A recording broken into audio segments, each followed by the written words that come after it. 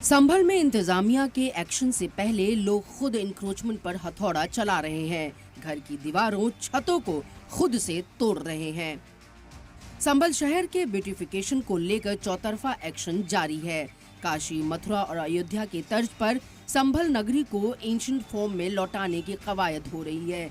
इसे लेकर चौक चौराहों पर इंक्रोचमेंट का निशान लगते ही कार्रवाई शुरू हो गई है। कई जगहों पर इंतजामिया का पीला पंजा गरजता नजर आया, तो कई जगहों पर लोगों ने नोटिस मिलने के साथ ही अपनी इमारत पर हथौड़े का वार शुरू कर दिया। चंदौसी के चौक चौराहों को चौड़ा करने का काम जारी है। इंतजामिया के ऑर्डर पर ब्यूटिफिकेशन में बाधा बनने वाले इंक्रोचमेंट को मुनहदिम किया जा रहा है।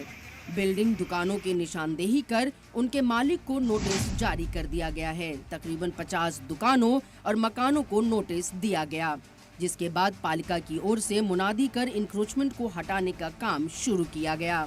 चंदौसी चौराहे से लेकर हयात नगर तक सड़क को चौड़ा किया जा रहा है, ताकि शहर को संवारा जा सके और जाम से लोगों को निजात मिल सके। अगर नाले नालियों के ऊपर कोई अतिक्रमण हो या कोई ऐसी चीज बना हो जो कहीं ना कहीं उस चौड़ीकरण के जद में आ रहा है, उन सभी का एक आपसी समन्वय टीम बना के कार्य चल रहा है और सड़क को चौड़ा करना, वहाँ पे सड़क का चौड़ीकरण और सौंदर्यीकरण करना, साथ ही साथ शहर को जाम से और यातायात के दृष्टिगत सुलभ बनाना इसका मुख्य उद्देश्य है। संभल को खूबसूरत बनाने का जिम्मा इंतजामिया ने लिया है।